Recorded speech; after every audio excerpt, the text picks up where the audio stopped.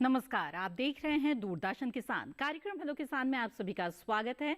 मैं हूं आपके साथ मोनालिसा। हेलो किसान एक ऐसा फोन इन कार्यक्रम है जिसमें हम विशेषज्ञ मेहमानों से तो चर्चा करते ही हैं, लेकिन साथ ही आप भी अपने सवालों के साथ इस कार्यक्रम में सीधे तौर पर जुड़ सकते हैं। जी हां, आप हमारे टोल फ्री नंबर के जरिए कॉल करके सवाल पूछ सकते हैं विशेषज्ञ मेहमान से। इसके अलावा व्हाट्सएप या ईमेल के जरिए भी अपने सवाल भेज सकते हैं, लेकिन जो सवाल है वो विषय से जुड़े हुए होने चाहिए। तो कुछ खास विषय हम आपके लिए लेकर आते हैं हर बार, ताकि उससे जुड़ी हुई तमाम जानकारी आप तक पहुंचा सके। आइए आपको बता दें कि आज इस कार्यक्रम में हम किन विषयों पर चर्चा करेंगे। हेलो किसान कार्यक्रम में आज चर्चा के विषय रहेंगे मोटे अनाज की खेती, साथ ही बात होगी मशरूम की खेती के बारे में। जी हाँ, तो ये ऐसे विषय हैं जो सीधे तौर पर आपकी आमदनी से भी जुड़े हुए हैं और उन्नत खेती के लिए आप किस तरह से इन्हें अपना सकते हैं, इस पर विस्तार से इस कार्यक्रम में बातचीत करेंगे। इस बीच आप भी अपने सवाल पूछ सकते हैं। नोट कर ले हमारा टोल फ्री नंबर जिस पर आप कॉल कर सकते हैं 1800-113060 या फिर 1800-113061 पर आप कॉल कर सकते हैं। बस इस बात का ध्यान रखें कि बातचीत के दौरान टीवी की आवाज बंद रखें और सीधे सीधे फोन लाइन के जरिए बातचीत करें, इससे बातचीत में रुकावट नहीं आएगी। आपको बता दें कि व्हाट्सएप के जरिए भी आप अपना सवाल भेज सकते हैं। व्हाट्सएप नंबर आप नोट कर सकते हैं 8800520717। इसके अलावा ईमेल के जरिए अगर आप सवाल भेजना चाहते हैं तो नोट कर ले ईमेल आईडी hellokisan2015@gmail.com। ध्यान रखिए, व्हाट्सएप या ईमेल के जरिए जब भी सवाल भेजें तो सवाल के साथ साथ अपना नाम और स्थान भी जरूर लिखें। आइए अब आगे बढ़ते हैं और हमारे विशेषज्ञ मेहमानों से आपका परिचय करा देते हैं। इस वक्त हमारे साथ मौजूद हैं डॉक्टर एस.एल. मीणा। आप प्रधान वैज्ञानिक हैं सस्य विज्ञान संभाग IRI पूसा नई दिल्ली से। बहुत बहुत स्वागत है आपका। धन्यवाद। इसके अलावा हेलो किसान कार्यक्रम में इस वक्त हमारे साथ जुड़े हुए हैं डॉक्टर अजय सिंह। आप क्षेत्रीय निदेशक हैं मशरूम अनुसंधान केंद्र MHU मूर्थल हरियाणा से। आपका भी बहुत बहुत स्वागत है इस कार्यक्रम में। नमस्कार जी नमस्कार। आइए अब बातचीत की शुरुआत करते हैं और मोटे अनाज की खेती से बातचीत की शुरुआत आज हम करेंगे, क्योंकि मोटा अनाज जो है जिसे किसी समय पर गरीबों का अनाज भी कहा जाता था, लेकिन अब इसे श्री अन्न का दर्जा हासिल हो गया है। तो ऐसी क्या खास बात है इसमें, आइए इसके बारे में सबसे पहले जानते हैं। तो डॉक्टर मीणा बताएं हमें, ये जो मोटा अनाज है जिसे पोषक अनाज या कदन्न भी कहा जाता है और जिसे अब श्री अन्न का दर्जा हासिल है, इसकी विशेषता क्या है? देखिए मोनालिसा जी, आपने अच्छा प्रश्न किया है। जैसा कि आपको पता है कि आज पूरा विश्व 2023 जो हमारी जो साल चल रही है, इसको हम लोग सभी इंटरनेशनल ईयर ऑफ मिलेट्स यानी कि मोटे अनाज का साल मना रहे हैं जी। और क्यों मना रहे हैं, इसका महत्व देखिए आप कि हमारे ज़्यादातर जो और भी जो कंट्री हैं वो ज़्यादातर चावल, धान और जो हमारा गेहूं है इनकी खेती करते हैं जी। लेकिन उनकी जो पैदावार है वो ज़्यादा बढ़ नहीं रही है और हमें कई तरह के चैलेंजेस आ रहे हैं जी। और जो हमारे मोटे अनाज जो बता रहे हैं वो बहुत ही पुराने अनाज हैं, यानी कि बहुत पीढ़ियों दर पीढ़ियाँ वो पीछे से आ रहे हैं और वो बहुत ही अच्छे इसलिए है क्योंकि उनकी जो गुणवत्ता है वो गुणवत्ता ऐसी है कि आपका जो इन्वायरमेंट है, आपका जो स्वास्थ्य है, चाहे एनिमल का हो चाहे आपके मनुष्य का हो, सबके स्वास्थ्य पर उनका अच्छा ही प्रभाव पड़ता है क्योंकि वो बिल्कुल पौष्टिक आहार के रूप में माना जाता है। जबकि जो हम आज जो खा रहे हैं वो चाहे गेहूं हो चाहे, तो उसके कंपेरिजन में हमारा जो मोटे अनाज का जो खाना है वो ज़्यादा पौष्टिक है और स्वस्थ जीवन के लिए अच्छा खाना है और उससे हमारा जो इन्वायरमेंट है, वायुमंडल है, वो भी शुद्ध रहता है। बिल्कुल, तो हमारी सेहत के लिए तो बहुत ही फायदेमंद है ही ये मोटे अनाज, लेकिन इसके अलावा पर्यावरण के लिए भी लाभदायक है इसकी खेती। कैसे, इसके बारे में विस्तार से जानेंगे आगे। आइए उससे पहले नजर डाल लेते हैं इस रिपोर्ट पर।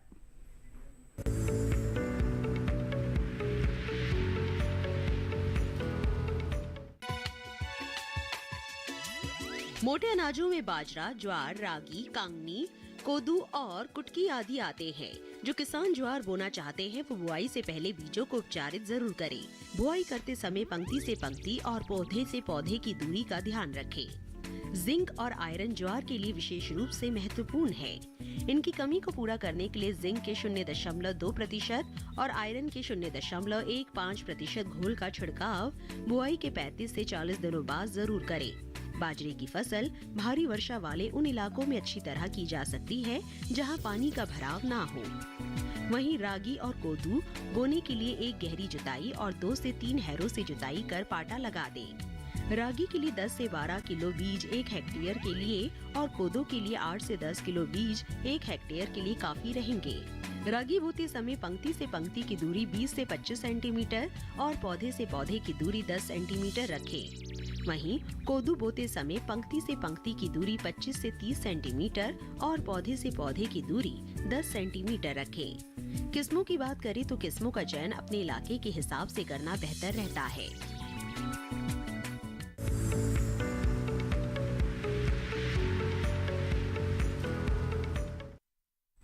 तो ये थी एक खास रिपोर्ट मोटे अनाज की खेती से जुड़ी हुई। आइए बातचीत को आगे बढ़ाते हैं और मशरूम की खेती के बारे में जानते हैं। डॉक्टर सिंह, आपसे जानना चाहेंगे कि किसानों को अतिरिक्त आमदनी के लिए पारंपरिक फसलों के अलावा उसके संबद्ध क्षेत्रों से भी जुड़ने की सलाह दी जाती है और मशरूम की खेती जो है वो भी एक विकल्प के तौर पर आता है। ऐसे में किसानों के लिए ये किस तरह से लाभकारी हो सकता है, खास तौर पर उन किसानों की अगर बात करें जिनकी तादाद बहुत ज्यादा है, छोटे और सीमांत किसानों की जिनके पास भूमि की कमी होती है और पारंपरिक फसलों की खेती से गुजारा करना मुश्किल रहता है उनके लिए।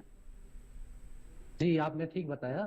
जो मशरूम उत्पादन जो है कम जगह में ज्यादा उत्पादन वाली फसल है।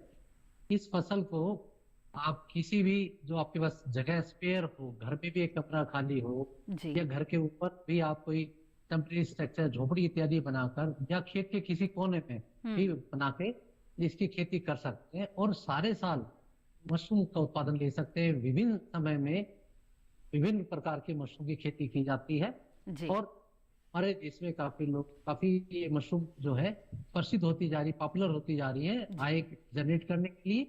और इस तरह जो है मशरूम का जो उत्पादन है वो कृषि के अवशेषों में ही होता है।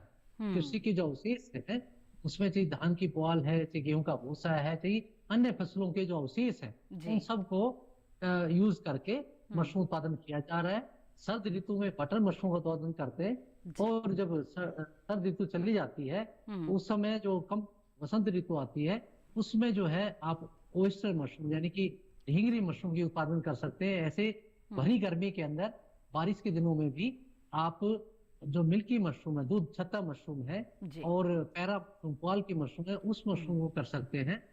इनके अलावा यानी कि सारे साल ये अलग अलग मशरूम होंगे, अलग अलग तापमान पे होती है। इनके अलावा महंगी मशरूम भी हैं जिनको आप रेडी ग्रो बैग का प्रोक्योर करके उत्पादन कर सकते हैं या अपनी लैब भी लगा सकते हैं मशरूम के स्पान उत्पादन के लिए। इस तरह जो है ये कोई ज्यादा टेक्नोलॉजी महंगी नहीं है, सस्ती तकनीक उपलब्ध है। उनकी जानकारी ट्रेनिंग प्राप्त करके छोटा किसान या जो अपना पढ़ा लिखा नौजवान है उसको भी स्वरोजगार के मशरूम उत्पादन में जा सकता है। यानी कि कम लागत के साथ मशरूम की खेती करके अच्छा मुनाफा कमाया जा सकता है कि उनकी इन दिनों की बाजार में मांग भी बहुत अच्छी बढ़ने लगी है। तो इसके बारे में विस्तार से जानेंगे आगे। आइए नजर डाल लेते हैं इस रिपोर्ट पर।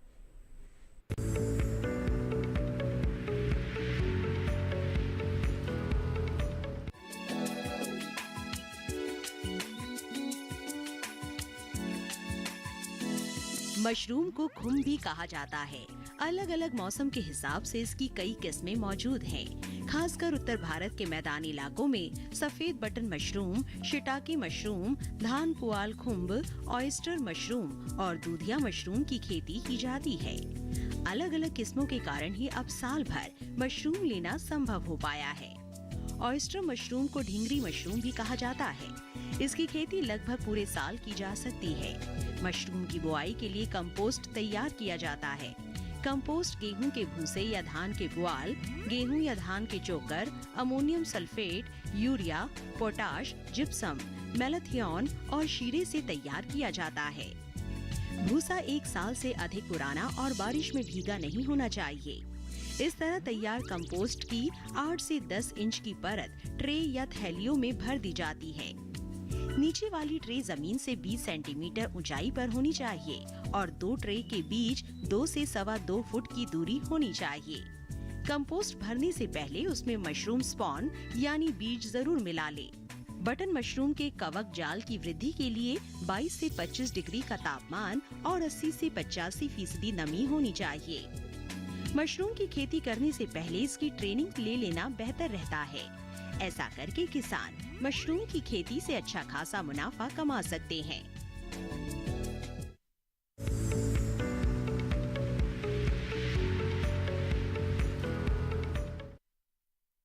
जी हाँ, तो ये थी मशरूम की खेती से जुड़ी हुई एक अहम रिपोर्ट। बातचीत को आगे बढ़ाएंगे, लेकिन हमारे कुछ दर्शकों के सवाल आने शुरू हो गए हैं।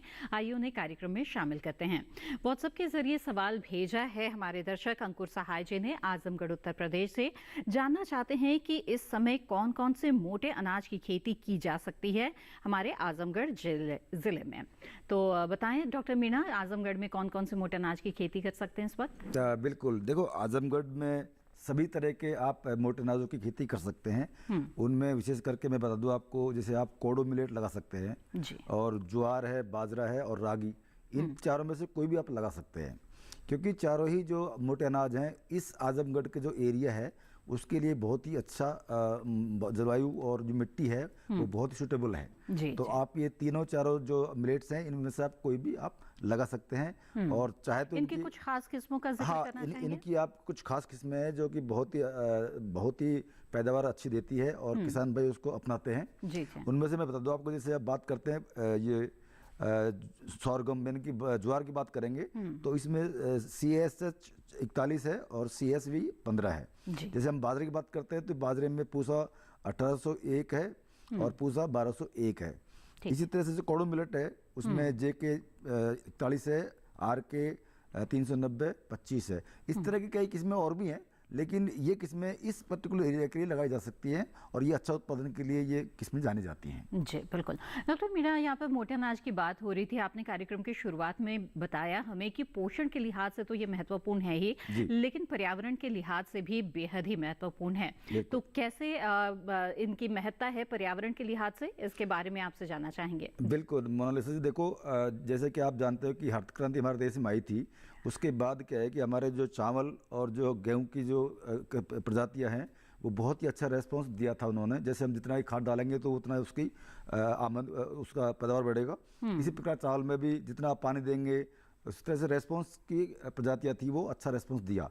तो हम लोगों ने बहुत ज़्यादा जो केमिकल जो रासायन पदार्थ है उनका इस्तेमाल किया, तो उसकी वजह से हमारा क्या है कि जो पॉल्यूशन, हमारा जो ओवरऑल जो वातावरण है वो पॉल्यूट हो गया है। जी। लेकिन जो मैं बात करता हूँ मोटे अनाज, इनमें कोई खाद ज़्यादा की उनकी आवश्यकता देने की जरूरत है नहीं और इनको पानी की आवश्यकता भी सबसे कम पड़ती है। जी। तो आप किसी भी मिट्टी में, किसी भी हल्की मिट्टी में या बंजर भूमि में भी मोटे अनाज की खेती आप कर सकते हैं। तो कम पानी में कम रसायन का इस्तेमाल करके, और चाहे रसायन का आप इस्तेमाल करें ही मत, आप ऑर्गेनिक खेती कर सकते हैं। तो ऑर्गेनिक खेती के लिए भी जो मोटे अनाज है बहुत ही सुटेबल हैं और आप किसी भी जलवायु में, यानी कि ये जो हमारे जो धान है, हमारा जो गेहूं है, उससे बहुत कम मतलब कॉस्ट ऑफ कल्टीवेशन में ये पैदा की जा सकती है, यानी कि 10% से भी कम मैं कह सकता हूँ।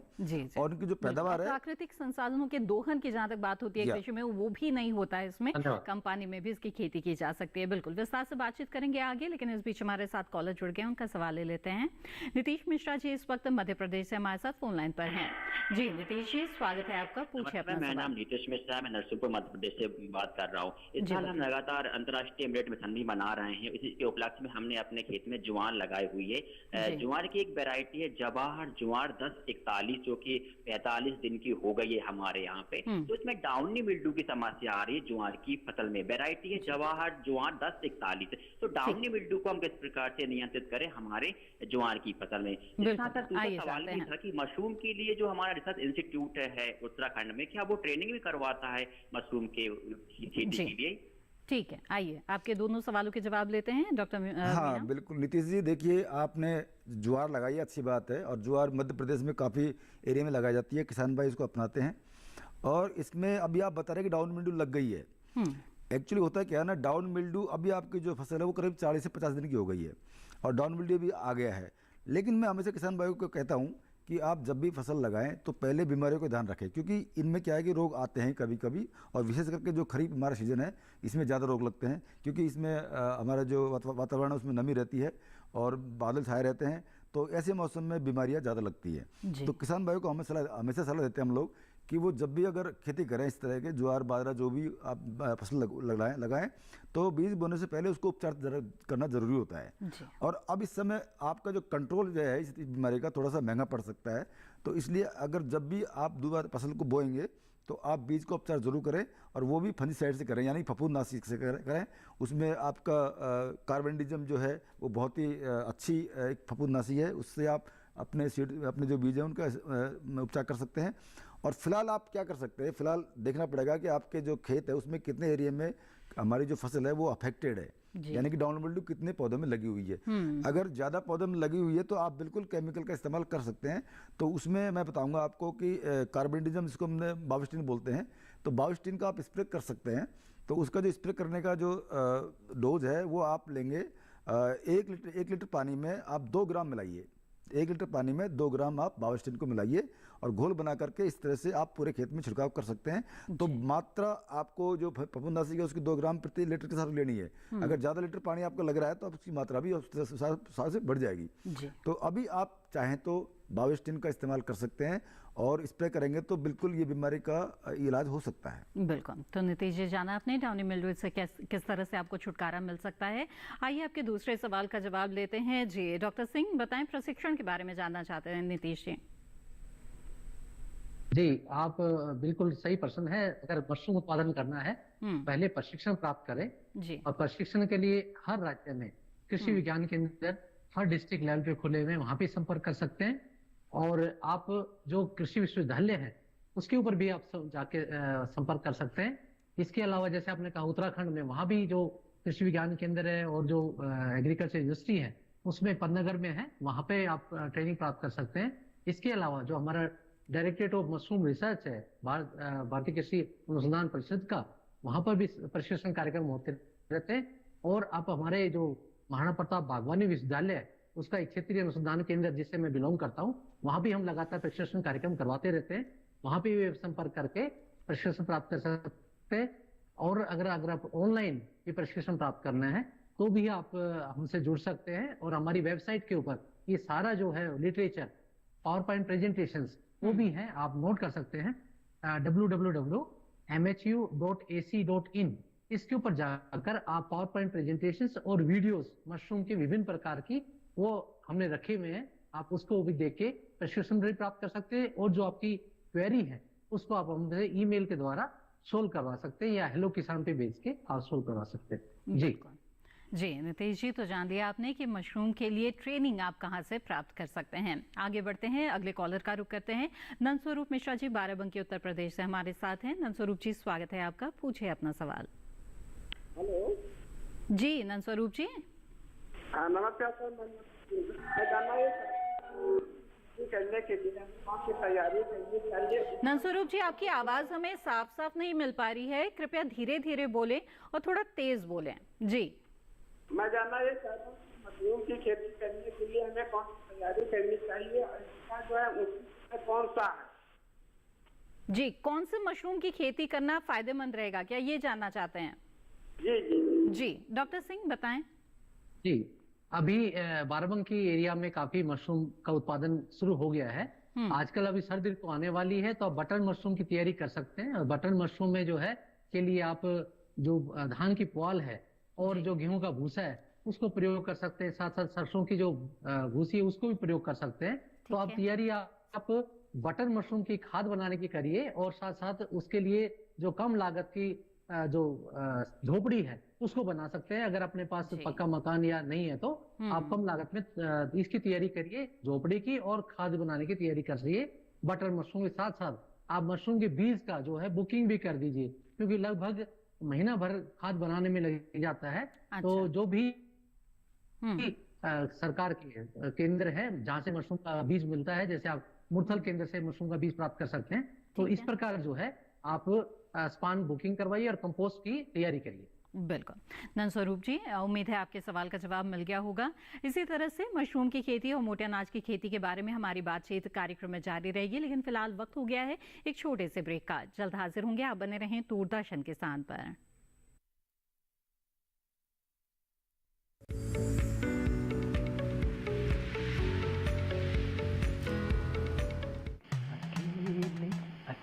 अरे वाह भैया, अकेले अकेले। अरे तू भी ले, पर खाएगा कैसे? मैं ऑर्गेनिक खेती की बात कर रहा रे बेटे। अकेले अकेले खेती कब तक करेगा? मतलब गांव में 20-25 किसानों का समूह बना के पंजीकरण करवा ले, फिर सरकारी ट्रेनिंग भी मिलेगी और मुफ्त जैविक बीज खाद भी। फिर पीजीएस ऑर्गेनिक की सरकारी मोहर के साथ तेरी उपज आकर्षक पैक में पहुंचेगी बड़े बाजार तक। अच्छा, हाँ, अरे भाई कहाँ चल दिया? सबको साथ लाने, आमदनी बढ़ाने। तो किसान भाई समझ गए ना, साथ मिलकर ऑर्गेनिक खेती कीजिए, अपनी परंपरा को आगे बढ़ाइए, ज्यादा मुनाफा कमाइए। माटी से प्रेम की परंपरा है, परंपरागत खेती।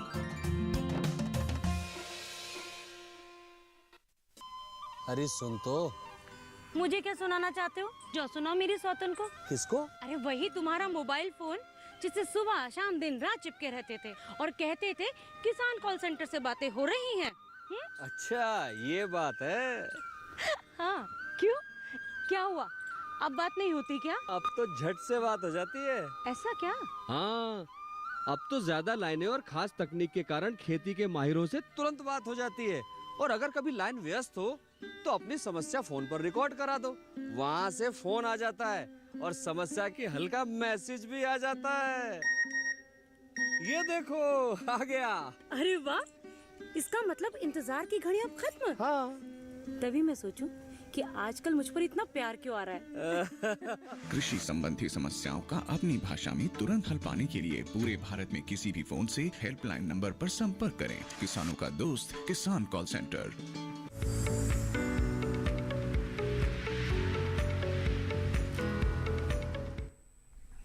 ब्रेक के बाद आप सभी का फिर से स्वागत है। आप देख रहे हैं कार्यक्रम हेलो किसान। इस कार्यक्रम में आज हम मोटे अनाज की खेती और मशरूम की खेती के बारे में बातचीत कर रहे हैं। इन विषयों से जुड़े हुए सवाल अगर आप पूछना चाहते हैं, कुछ जानकारी हासिल करना चाहते हैं, तो आप हमारे टोल फ्री नंबर पर कॉल कर सकते हैं या फिर व्हाट्सएप या ईमेल के माध्यम से भी आप अपने सवाल हमें भेज सकते हैं। इस वक्त हमारे साथ एक कॉलर जुड़े हुए हैं, आइए उनका रुख करते हैं। महाराष्ट्र से इस वक्त हमारे साथ कॉलर हिम्मत जी जुड़े हुए हैं। हिम्मत जी, स्वागत है आपका, पूछे अपना सवाल। हेलो। हेलो जी हिम्मत जी, मेरी आवाज मिल रही है आपको? हाँ ठीक है जी, बताइए क्या जानना चाहते हैं? और जवर है क्या नहीं, ज्यादा पिकने वाली कौन सी किस्में है? ज्वार की किस्म के बारे में जानना चाहते हैं? हाँ जवारी। ठीक है, आइए जानते हैं। जी डॉक्टर मीना। देखिए, ज्वार का जो एरिया है महाराष्ट्र में काफ़ी है, किसान भाई करते भी हैं। जहाँ तक बात है किस्मों की, किस्में क्या है कि हम लोग हमारे बहुत सारे आईसीआर के इंस्टीट्यूट हैं और कृषि विश्वविद्यालय भी होते हैं, और जो ज़्यादातर जो किस्में होती हैं वो एरिया के हिसाब से पैदा की जाती हैं। तो महाराष्ट्र में जो किस्में हैं उनमें काफ़ी किस्में, मैं बता दूं कि बहुत सारी किस्में हैं जो मतलब आप उगा सकते हैं, लेकिन जो लोकल किस्में आपकी वहाँ से जो निजात की हुई हैं आप उनको लगाएंगे तो वहाँ की जो लोकल जो आपकी जो वैरायटी होंगी वो काफ़ी पैदावार आपको दे सकती है। लेकिन फिर भी आप नोट कर लीजिए, अगर बहुत ही अच्छी किस्म आपको चाहिए और वो पूरे ऑल इंडिया में रिकमेंडेड हैं, उनमें से जैसे मैं बताया था पहले भी कि CSH 41 है, CSV 15 है, और जितनी भी सीरीज की CSH सीरीज की जितनी भी आपकी जो ज्वार की जो किस्में हैं वो महाराष्ट्र के लिए बहुत ही अच्छी पैदावार देती हैं, और आप इनका रुख कर सकते हैं। और आप कोई भी KVK में जा कर के आप और अच्छी नई किस्म अगर कहीं से भी पैदा की होगी तो वहाँ से भी आप ले सकते हैं। आजकल बहुत सारी प्राइवेट एजेंसियाँ भी आ चुकी हैं जो कि प्रमाणित हैं, वो एजेंसियाँ, तो वो कुछ एजेंसियाँ हैं वो भी ज्वार की अच्छी किस्में पैदा कर रही हैं। तो किसान भाई चाहे तो आप उनका भी आप इस्तेमाल कर सकते हैं। बिल्कुल। तो हिम्मत जी, मुझे उम्मीद है कि आपको इस जानकारी का लाभ जरूर होगा। आगे बढ़ते हैं और अगले कॉलर का रुख करते हैं। विपिन जी सागर मध्य प्रदेश से इस वक्त हमारे साथ फोन लाइन पर हैं। विपिन जी, स्वागत है आपका, पूछे अपना सवाल। हाँ मैम नमस्कार। जी नमस्कार विपिन जी, बताएं। हाँ मैम, मैंने बाजरा बोया था जुलाई में, और उसको हमने पशुओं को चारे के रूप में खिला दिया था कटाई करके, और फिर से दोबारा से फसल हो चुकी है, तो क्या आप उसे हम फसल के रूप में ले सकते हैं या फिर वो पशुओं के लिए ही उचित रहेगा? जी बहुत बढ़िया सवाल, बहुत बढ़िया सवाल। काफ़ी स्मार्ट किसान भाई लगते हैं मेरे को, क्योंकि कई बार लोग क्या समझते हैं कि सिर्फ एक बार ही फसल ले लेने से बस बात का बन जाएगी। बिल्कुल, आप पहली कटाई एज ए फॉडर ले सकते हैं। जैसे कि हमारा IGFRI जो झांसी में इंस्टीट्यूट है ICAR का, वो उन्होंने बहुत सारी बाजरे की ऐसी किस्में निकाली हुई हैं कि आप पहली कटाई आप एज ए फॉडर मतलब चारे के रूप में कम ले सकते हैं, और फिर आप उसको छोड़ देंगे फील्ड में, तो जब दूसरी फसल आएगी ना तो उसमें बहुत ही अच्छी तरह से बाजरे की बाल आएंगी और अच्छा आपका उसमें दाना पड़ेगा। तो इसलिए बहुत ही अच्छी बात है कि आपने एक ही साल में एक ही सीजन में 2 फसल ले ली है। तो पहली जो आपने ली है कटिंग, वो बहुत ही अच्छी बात है कि वो चारा के रूप में आपने काम में ले लिए, बिल्कुल। दूसरी जो आप छोड़ दिया आपने टिलरिंग, उसको आएगी, उसको रिटर्निंग बोलते हैं। तो बाजरा में भी रिटर्निंग होती है और उसमें बाकायदा आपके उसमें बाल लगती हैं। तो आप बिल्कुल चारा के रूप में भी आपने इस्तेमाल कर लिया, और आप चाहे तो आप उसका दाना भी आप ले सकते हैं, और फिर जो बची हुई जो स्टोवर है उसको as a fodder, dry fodder के रूप में भी आप काम में ले सकते हैं। ये बहुत अच्छी बात है कि आपने एक सीजन में 2 फसल ले ली है। बिल्कुल विपिन जी, उम्मीद है आपके सवाल का जवाब मिल गया होगा। आगे बढ़ते हैं और कुछ और सवालों को शामिल करते हैं। व्हाट्सएप के जरिए सवाल भेजा है नील कुमार जी ने, और इन्होंने अपने स्थान का नाम नहीं लिखा है। जानना चाहते हैं कि मशरूम फार्मिंग करने के लिए बीज कहाँ से मिलेगा। जी डॉक्टर सिंह बताएं। जो मशरूम का बीज है उसको स्पान बोला जाता है। जी बिल्कुल। और आपके नजदीक जो कृषि विश्वविद्यालय हैं वहां से भी प्राप्त किया जा सकता है। बाकी आप किस क्षेत्र से बिलोंग करते हैं उससे थोड़ा अगर पता चलता कि आप कहाँ से बिलोंग करते हैं जाके बता सको। बाकी ये कृषि विश्वविद्यालय है वहां भी मिलता है। हमारे हॉर्टिकल्चर यूनिवर्सिटी का जो केंद्र मुरथल है वहां से प्राप्त किया जा सकता है। ऐसे ही जो हमारा डायरेक्टरेट ऑफ मशरूम रिसर्च है ICAR का सोलन में, वहां से प्राप्त किया जा सकता है। इसी तरह दिल्ली में जो पूसा संस्थान है वहां भी मिल जाता है। इसी तरह NHRDF है, इनका पूसा रोड के पंखा रोड के ऊपर वहां भी लैब है, वहां से प्राप्त किया जा सकता है। यानी कई सारी सरकारी संस्थाएं हैं जहां से मशरूम का बीज बुकिंग के उपरांत बना के आप ले सकते हैं। यानी कि आप पहले बुकिंग डॉक्टर सिंह, क्या इस स्पान के चुनाव के दौरान भी कुछ बातों का ध्यान रखना जरूरी होता है? जी बहुत अच्छा प्रश्न पूछा है आपने। मशरूम का जैसे हम और फसलों का बीज लेते हैं उसमें क्वालिटी और क्वांटिटी साथ साथ कौन सी किस्म का है उसके ऊपर काफी निर्भर करता है। जैसे बटर मशरूम की खेती करना चाहते हो एक तो बटर मशरूम का बीज मांगिएगा, क्योंकि सभी मशरूम का जो बीज होता है लगभग सफेद रंग का होता है। तो आप पहले जब बुकिंग करवाएंगे कि हमें बटर मशरूम का, और वो भी इस प्रकार का चाहिए कि लंबे समय में वो खराब हो या वो जो है जल्दी भूरा ना पड़े मशरूम, इस प्रकार का आप जब बताएंगे तो कई प्रकार की किस्में इसमें भी आती है बटर मशरूम में, वो आप बुकिंग करते हुए बताइए। जैसे हमारा U3 और U1 2 वैरायटी हैं जो हाइब्रिड है बटर मशरूम में, वो काफी प्रचलित है। ऐसे S11 है, काफी प्रचलित है।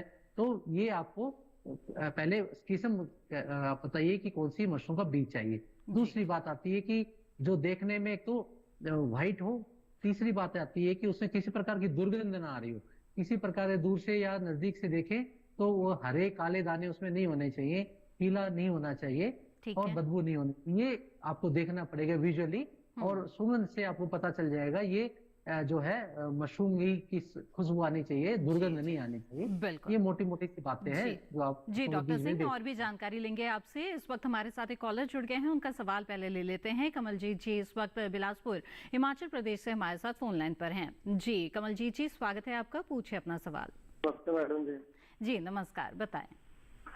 मैडम जी मेरे को जानना है जैसे, हेलो जी हम आपको सुन रहे हैं, आप अपना सवाल पूछें। मैडम जी मेरे को जानना है जैसे मशरूम की खेती करनी है तो घर पे खाद वगैरह कैसे बनानी है? जी खाद कैसे बनाएं मशरूम की खेती के लिए, ठीक है जी डॉक्टर सिंह बताएं।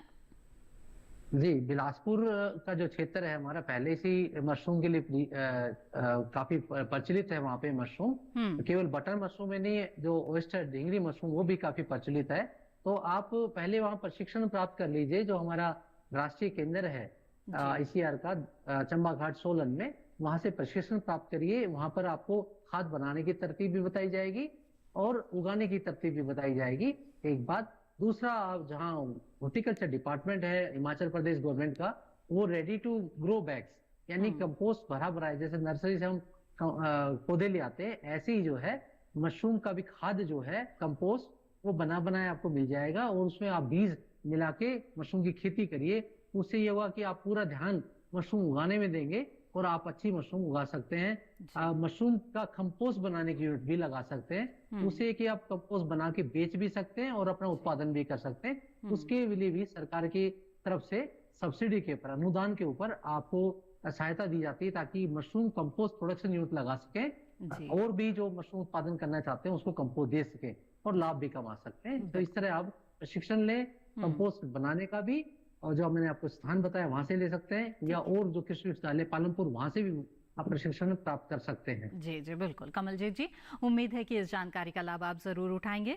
आइए आगे बढ़ते हैं और अगला सवाल लेते हैं। अगला सवाल भेजा है हमारे एक दर्शक ने जिन्होंने अपना नाम नहीं लिखा लेकिन बुंदेलखंड से ताल्लुक रखते हैं। इनका सवाल ये है कि बुंदेलखंड के सूखे क्षेत्र में मोटे अनाज की कौन सी फसल सफल होगी? जी डॉक्टर मीना। बिल्कुल, बुंदेलखंड का जो एरिया है उसमें पानी की थोड़ी कमी है जी। तो वैसे तो वहाँ पे कोई भी आपका जो मोटा अनाज है वो उसकी खेती आप कर सकते हैं।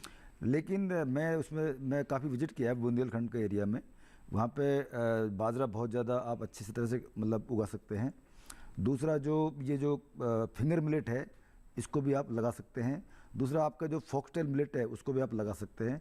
और कांगनी कहते हैं एक अनाज है, उसका नाम है फॉक्सटेल मिलेट, उसको आप लगा सकते हैं। क्योंकि ये तीनों चारों जो मैं बताया था मोटे अनाज, इनको सबसे कम पानी की आवश्यकता पड़ती है।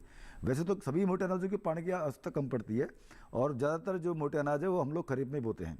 और खरीफ में हमारे यहाँ पे हमारे देश में लगभग सभी एरिया में ठीक ठाक बारिश हो जाती है। तो जितनी बारिश इनको चाहिए उतनी बारिश तो बुंदेलखंड में आराम से मिल जाती है। और लेकिन ये है कि आप जो बीज लाएं वो मतलब अच्छी जगह से लाएं, क्योंकि काफ़ी संस्थान ऐसे हैं जो सिर्फ और सिर्फ ये मोटे अनाजों का बीज पैदा करते हैं और कम समय में पकने वाले, कम पानी में और कम खाद बीज में पकने वाले जो मोटे अनाज है उनका आप इस्तेमाल करें, वही प्रजातियों का आप इस्तेमाल करें। बिल्कुल। आइए अब आगे बढ़ते हैं। अगले कॉलर इस बीच हमारे साथ जुड़ गए हैं, उनका सवाल ले लेते हैं। कैलाश प्रजापति जी उज्जैन मध्य प्रदेश से इस वक्त हमारे साथ हैं। कैलाश जी स्वागत है आपका, पूछे अपना सवाल। जी मैडम नमस्कार। जी नमस्कार, बताएं। मशरूम की खेती करते समय क्या क्या सावधानी रखनी चाहिए? जी बिल्कुल, आइए जानते हैं। और जलवायु और तापमान कितना होना चाहिए ताकि अच्छा उत्पादन प्राप्त कर सके? बिल्कुल, बहुत ही अच्छा सवाल है आपका। आइए जानते हैं। बताएं डॉक्टर सिंह, मशरूम की खेती के दौरान किस तरह की सावधानी बरतें, खास तौर पे तापमान कैसा होना चाहिए? कैलाशपति जी, उज्जैन एरिया में भी मशरूम का काफी प्रचलन बढ़ गया है और वहाँ पे काफी मांग बढ़ रही है। इसलिए आप जो है अच्छी तरह प्रशिक्षण प्राप्त करेंगे। प्रशिक्षण बताया जाता है कि जो भी मशरूम उगाएं तो मशरूम क्या है तो सफाई पसंद है। मशरूम में जितनी आप सफाई रखेंगे, यानी कि जिस कमरे में या जिस झोपड़ी में उगा रहे हैं उसमें सफाई हो, गंदगी ना हो। दूसरी बात, मशरूम में जैसे तापमान की बात करिए, अगर बटर मशरूम उगा रहे हैं तो जो उगने के जो तापमान जब मशरूम आ रही होती है, बन रही होती है, उसमें 14 से 16 डिग्री तापमान रहे और नमी, हवा की जो नमी है वो लगभग 70-80% रहे तो मशरूम अच्छी आएगी। साथ साथ हवा का आवागमन भी बना रहना चाहिए। ये नहीं कि मशरूम का जो भी कमरा है, झोपड़ी, उसको बंद रखेंगे तो मशरूम की जो शेप है वो अच्छी नहीं रहेगी। इसे 3 बातों का विशेष ध्यान रखना है, सफाई का, तापमान का और नमी का। तो ये अगर ठीक रखेंगे तो मशरूम आपकी डेफिनेटली, चाहे आपकी बटर मशरूम है, चाहे आपकी ओयस्टर मशरूम है या मिल्की मशरूम है या पैरा मशरूम है, ये सभी मशरूम सफाई पसंद है, नमी और तापमान के प्रति सेंसिटिव है। अगर लगातार सही तापमान देंगे, नमी सही बनी रहेगी और ज्यादा इसमें प्रयास नहीं करने की आवश्यकता पड़ती। केवल पानी का छिड़काव करते हैं तो नमी बन जाती है और मौसम के अनुसार खेती करते हैं तो तापमान उपलब्ध रहता है। केवल थोड़ा बहुत मॉडरेट आपको क्लाइमेट करना पड़ रहा है, उसके लिए आप कूलर का प्रयोग कर सकते हैं नमी बनाने के लिए। जैसे तापमान बढ़ रहा है तो नमी भी बनेगी, तापमान भी कंट्रोल रहेगा। तो इस प्रकार व्यवस्था करने से आप अच्छी उत्पादन ले सकते हैं और लाभ कमा सकते हैं। बिल्कुल कैलाश जी, जान लिया आपने विस्तार से कि अच्छे तरीके से मशरूम उत्पादन प्राप्त करने के लिए आपको किन किन बातों का ध्यान रखना चाहिए। उम्मीद है इस जानकारी का लाभ आप जरूर उठाएंगे। इसी के साथ हेलो किसान कार्यक्रम में रुकते हैं एक और छोटे से ब्रेक के लिए। जल्द हाजिर होंगे, आप बने रहें दूरदर्शन किसान पर।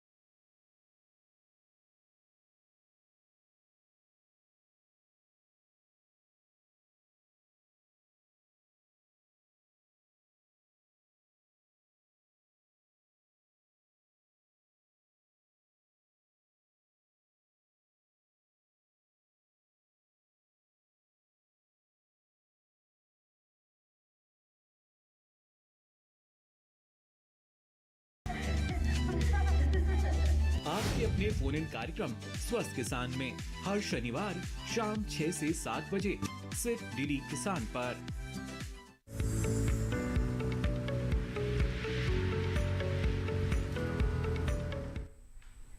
ब्रेक के बाद आप सभी का फिर से स्वागत है। आप देख रहे हैं कार्यक्रम हेलो किसान। इस कार्यक्रम में मोटे अनाज की खेती और मशरूम की खेती के बारे में आज हम विस्तार से बातचीत कर रहे हैं। इन विषयों से जुड़े हुए सवाल पूछने के लिए आप हमारे टोल फ्री नंबर पर कॉल कर सकते हैं। इस वक्त हमारे साथ एक कॉलर जुड़े हुए हैं, आइए उनसे बात करते हैं।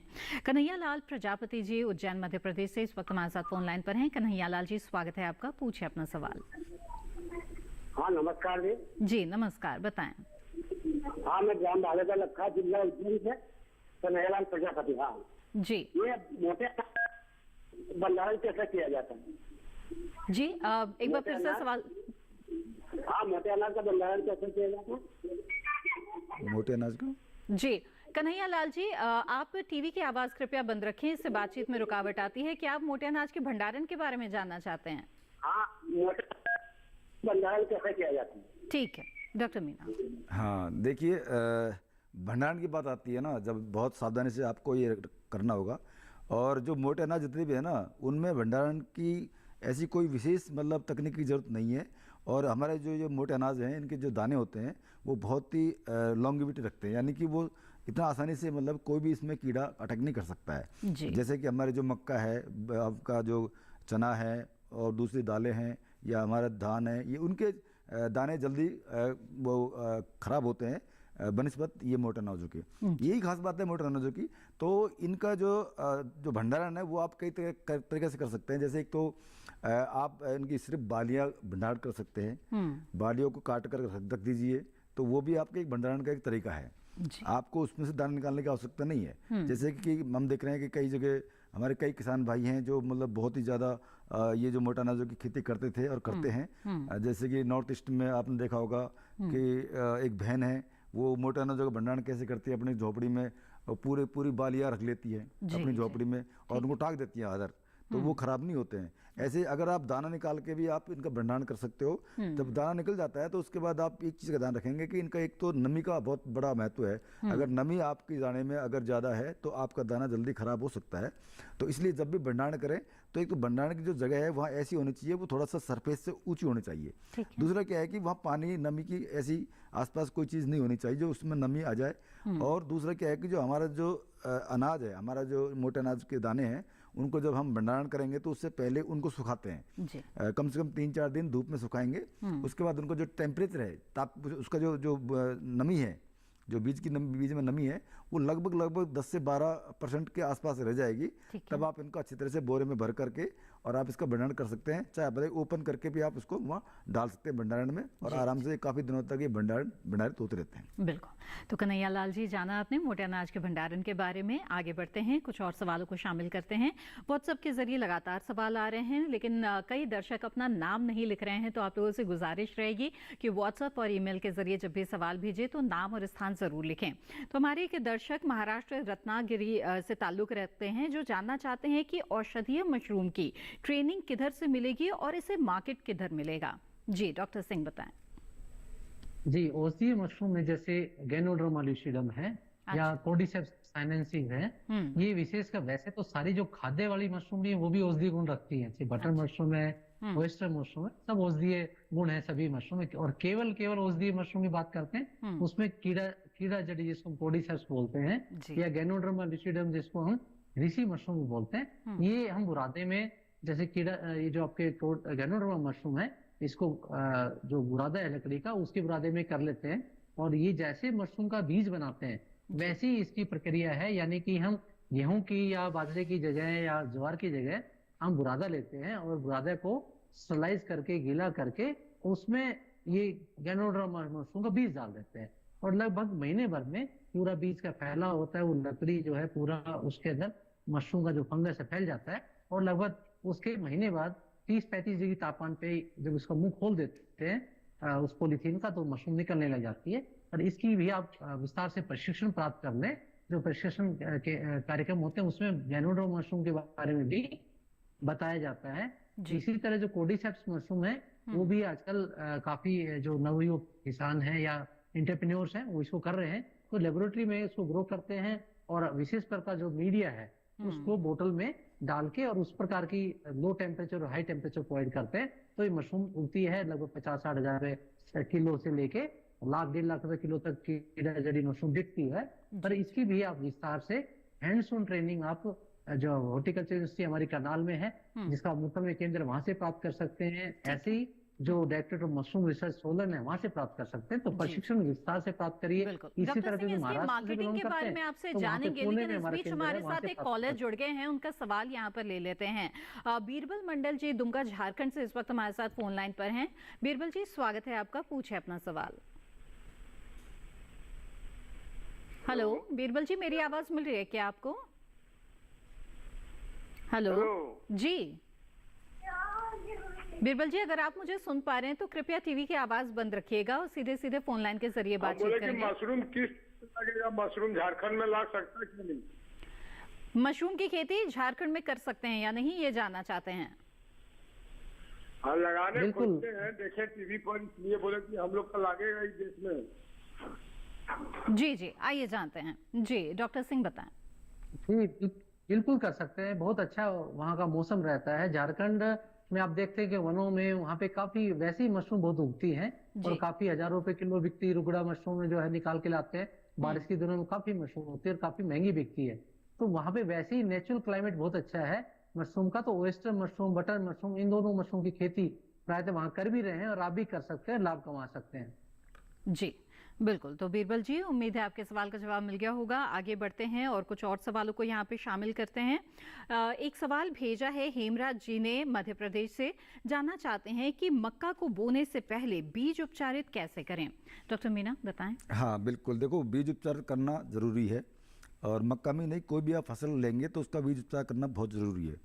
तो अब मक्का जैसे सीरियल है, तो मक्का में क्या होता है, हम लोग इसका उपचार करेंगे। एक तो रोगों की रोकथाम करने के लिए, दूसरा कोई हानिकारक कीट इस पर कोई अटैक ना कर दे, उसके लिए भी हम लोग इसका उपचार करते हैं। तो मेनली हम लोग दो ही चीज़ों का इस्तेमाल करते हैं इसमें। एक तो आपका फफूंदनाशक हो गया है, दूसरा आपका हो गया है कीटनाशी। तो इसकी जो उपचार है उसका करने का तरीका जो ये होता है कि एक तो इसमें जो है ना, पहले हम लोग फंगिसाइड का इस्तेमाल करेंगे, यानी कि जो है ना फफूंदनाशक है उसको पहले ट्रीटमेंट करेंगे। तो उसका जो डोज है वो 2 ग्राम प्रति किलोग्राम बीज के हिसाब से होगी। तो यानी कि वो पाउडर के फॉर्म में आता है और उसको बाउस्टिन बोल देते हैं। तो उसको आप अच्छी तरह से मिला लें, पाउडर को अच्छे से बीजों में मिला लें।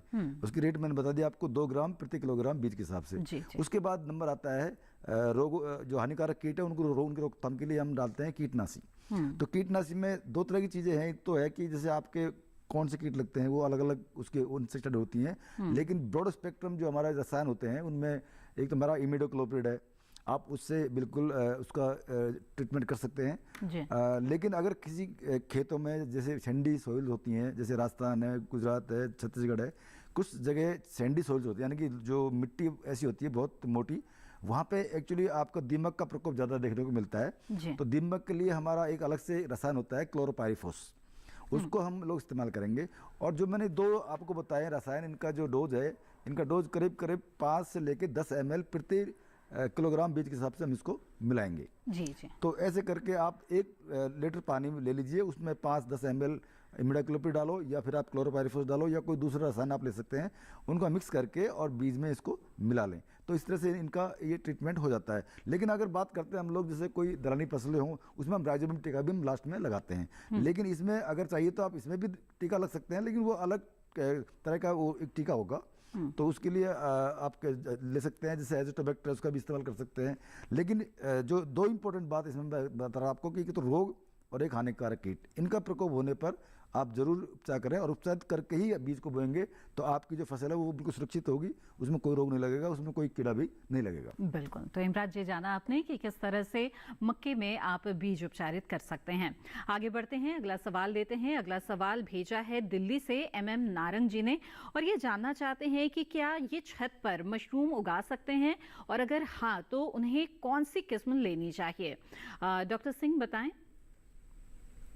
जी, दिल्ली मुरथल के काफी नजदीक स्थित है और काफी जो नवयुवक साथी मुरथल केंद्र से रेडी टू ग्रो बैग्स लेके जाते हैं। और छत के ऊपर आप कोई भी इंडोर यानी कि सीधी धूप ना पड़े, बारिश ना पड़े, उस प्रकार का कोई भी स्ट्रक्चर खड़ा करके आप मशरूम की खेती कर सकते हैं, क्योंकि वहाँ पे हाई वैल्यू क्रॉप्स काफी, हाई वैल्यू मशरूम्स काफी पॉपुलर हो रही हैं। उसमें चाहे शिटाके मशरूम है, चाहे किंग ऑयस्टर मशरूम है, चाहे दूसरी सिंपल ऑयस्टर्स है, और या बटन मशरूम है, इनके बैग हमारे मूर्सल केंद्र से उपलब्ध रहते हैं। आप वहाँ पहले 1 महीना पहले बुक करवा दीजिए और जाके जैसे भी समय के हिसाब से, मौसम के अनुसार, जैसे मैंने पहले बताया, सर्द ऋतु में आप बटन मशरूम की, ऑयस्टर, किंग ऑयस्टर और शिटाके मशरूम की खेती कर सकते हैं। इसी तरह आजकल जैसे गर्मी के दिन थे तो आप मिल्की मशरूम, दूधिया मशरूम की और ऑयस्टर मशरूम खेती कर सकते हैं। तो अच्छा लाभ कमा भी रहे। कई ऐसे नवयुक्त साथी हैं तो इस प्रकार का कार्य कर रहे हैं। बिल्कुल। तो नारंग जी, बहुत ही आसानी से आप छत पर मशरूम की खेती कर सकते हैं दिल्ली में।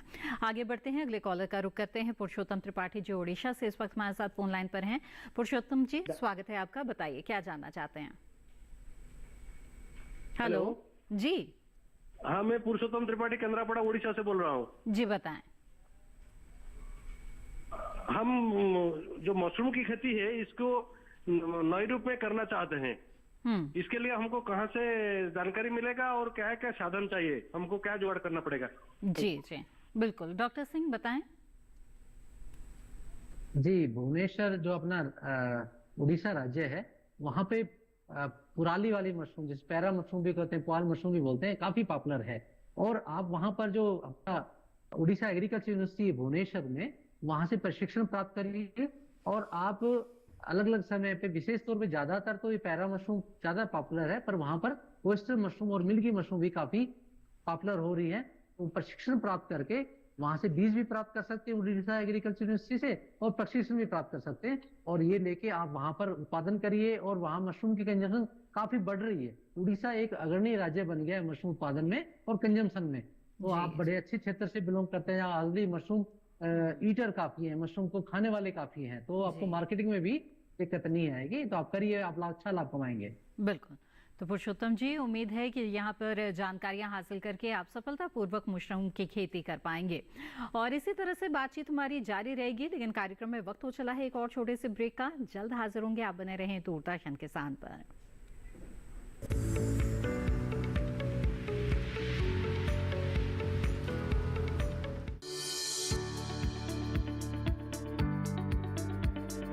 कृषि और पशुपालन है एक दूसरे के पूरक। घर आंगन से लेकर व्यावसायिक फार्म तक, मुर्गी पालन से लेकर रेगिस्तान के जहाज तक, बीमारियों से अब पशुपालक ना हो परेशान। विशेषज्ञ करेंगे आपकी समस्या का समाधान। जुड़िए हमसे, पूछिए अपने सवाल। ईमेल के जरिए भी आप हमारे साथ जुड़ सकते हैं। हमारी ईमेल आईडी है ddkisanapc@gmail.com। हमारे टोल फ्री नंबर हैं 1800-113060 और 1800-113061। देखिए अपना पशु चिकित्सक हर रविवार शाम 6:30 बजे दूरदर्शन किसान चैनल पर।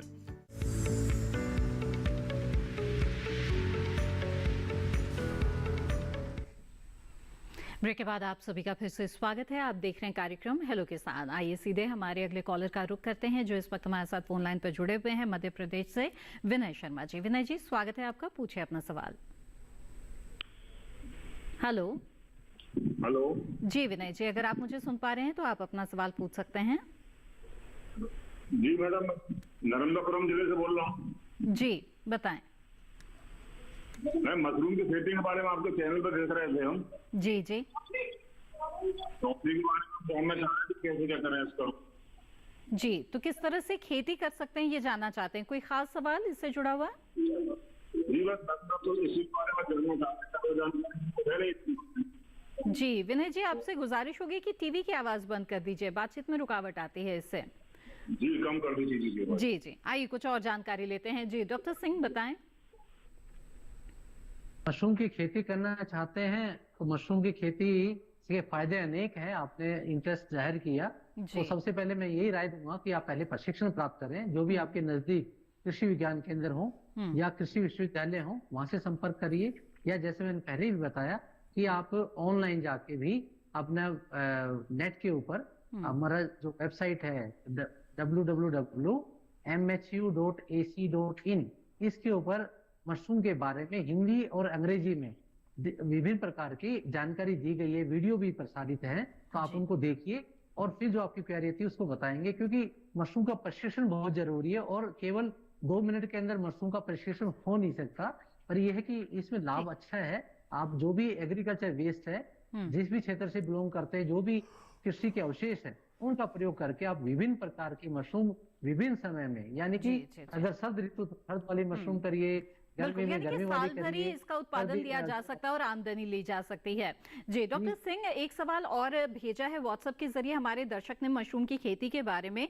राहुल साहू जी छत्तीसगढ़ बालोद से ये लिखते हैं कि मशरूम के मार्केटिंग के लिए कोई वेबसाइट या सरकारी संस्था का नाम बताएं।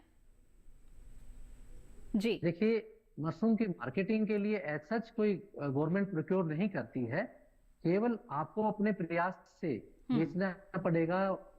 वैसे तो उड़ीसा छत्तीसगढ़ में मशरूम काफी उत्पादन भी हो रहा है और खा भी रहे हैं लोग, पर फिर भी अगर आप कोऑपरेटिव कल्चर बना के, अगर आप अपना सेल्फ हेल्प ग्रुप बना के या एफपीओ बना के मार्केटिंग करेंगे तो आपको लाभ कमा सकते हैं। अगर आप ओएस्टर मशरूम कर रहे हैं तो उसको सुखा के बिक्री कर सकते हैं। इसी तरह जो जब पुराली वाली मशरूम करते हैं तो ताजा मशरूम भी बेच सकते हैं, या उनके अवशेष जो अलग अलग वैल्यू एडिड प्रोडक्ट्स बनते हैं उनको बना के बिक्री कर सकते हैं। यानी कि ताजा बेचिए, या मशरूम का अचार या मशरूम के जो पापड़ हैं ये काफी पॉपुलर है, इनको आप बना के मशरूम की मार्केटिंग करिए। ताजा बिक जाए बहुत बढ़िया, नहीं तो वैल्यूडेशन करके भी, यानी कि बहुत सारे विकल्प किसानों के पास होते हैं इसमें। जी डॉक्टर अजय सिंह, आपका बहुत बहुत धन्यवाद हमारे साथ लगातार जुड़े रहने के लिए। आपने बहुत अच्छी जानकारियां हमें दी मशरूम की खेती के बारे में।